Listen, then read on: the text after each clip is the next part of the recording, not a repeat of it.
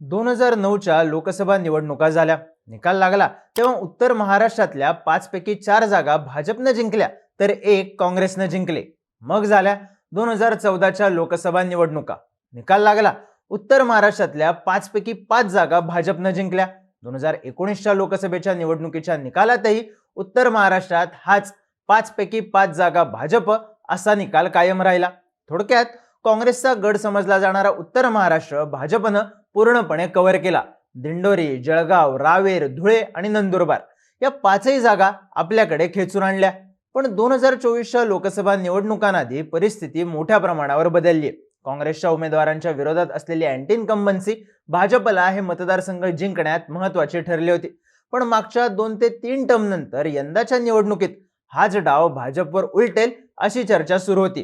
त्यामुळे भाजप उत्तर महाराष्ट्रात भाकरी फिरवणार का असा प्रश्न विचारला जात होता. पण भाजपनं उत्तर महाराष्ट्रातल्या 5 पैकी 4 जागांवर तेच उमेदवार कायम ठेवलेत.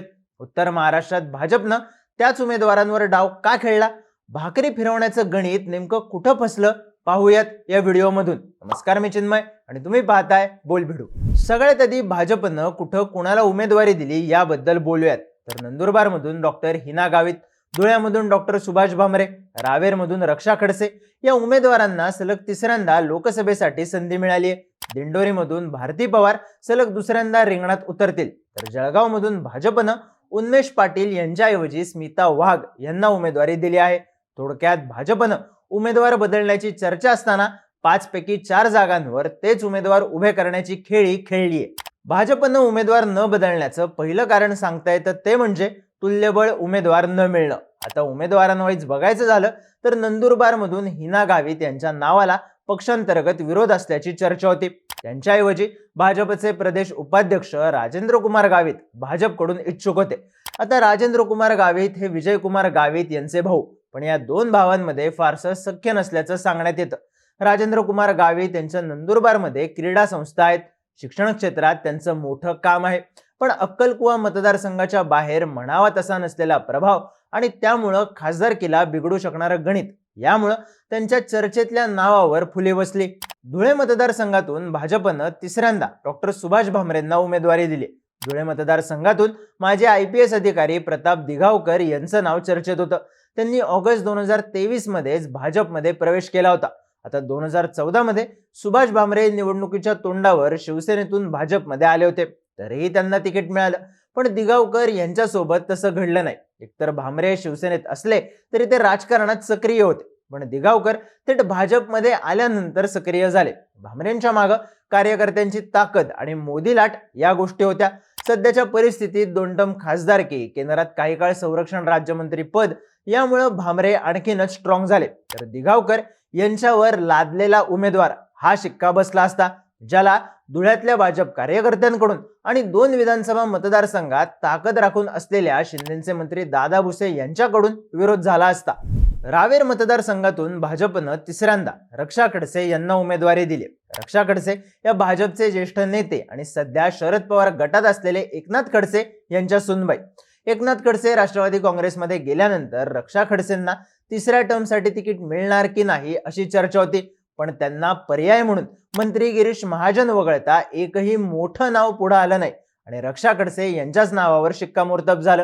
दिंडोरी मतदारसंघामधून भाजपनं भारती पवार यांना दुसऱ्यांदा उमेदवारी जाहीर केली. मतदारसंघात कांदा निर्यातीमुळे असलेली नाराजी, पवार यांचं मतदारसंघात न दिसणं यामुळे त्यांच्या नावावर फुली बसेल असं बोललं गेलं. पण भारती पवार यांच्याऐवजी दिंडोरीमधून माजी खासदार हरिश्चंद्र चव्हाण यांचंच नाव पुढे येत होतं.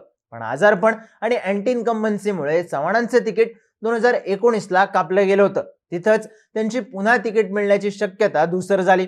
साहजिकच पुन्हा एकदा भारती पवार यांनाच तिकीट मिळालं. 5 पैकी 4 उमेदवार भाजपनं रिपीट केले.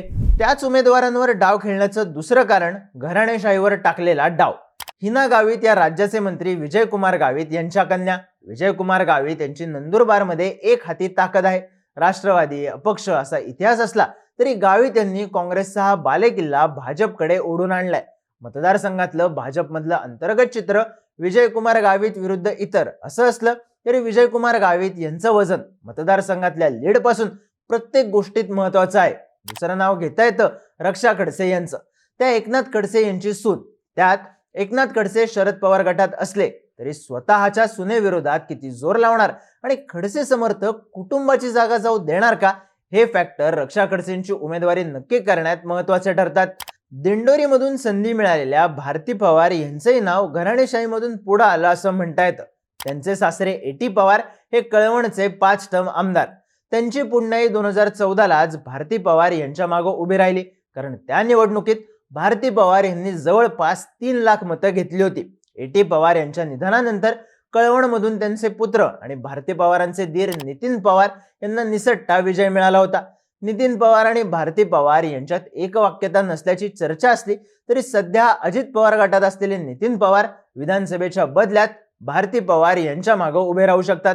साहजिकच पवार कुटुंबाची ताकद भारती पवार यांच्यासाठी महत्वाची ठरेल. त्याच उमेदवारांवर डाव खेळायचं तिसरं कारण गिरीश महाजन यांच्यावर टाकलेली भिस्त आणि सेफ गेम. भाजपनं 2019 मध्ये उत्तर महाराष्ट्राची जबाबदारी गिरीश महाजन यांच्याकडे दिली होती. त्यांच्याच मध्यस्थीमुळे भारती पवार यांचा भाजपमध्ये प्रवेश झाला होता.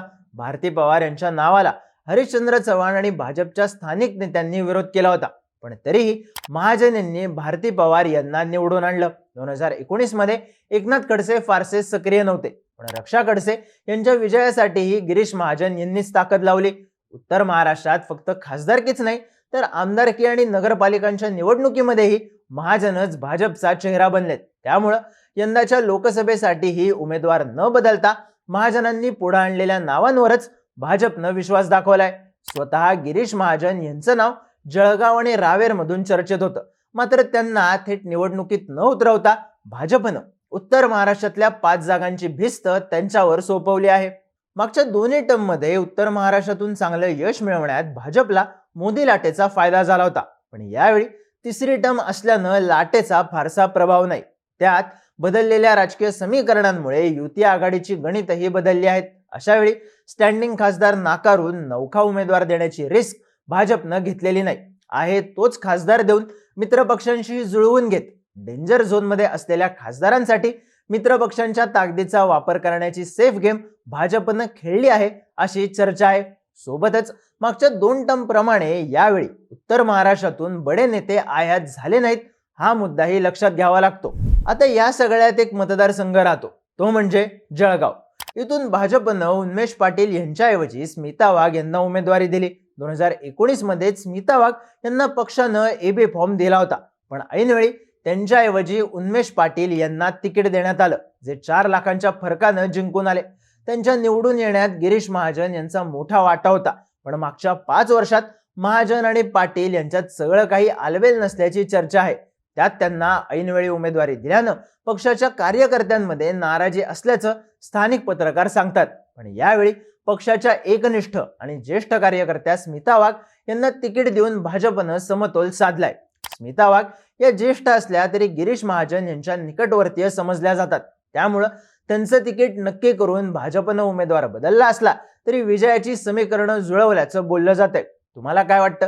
भाजपनं बालेकिल्ला बनवलेल्या उत्तर महाराष्ट्रात भाकरी का फिरवली नाही? तुमची मतं कमेंट करून सांगा आणि राजकीय घडामोडी विस्तारानं जाणून घेण्यासाठी बोलबिडूच्या YouTube चॅनलला सबस्क्राईब करायला विसरू नका.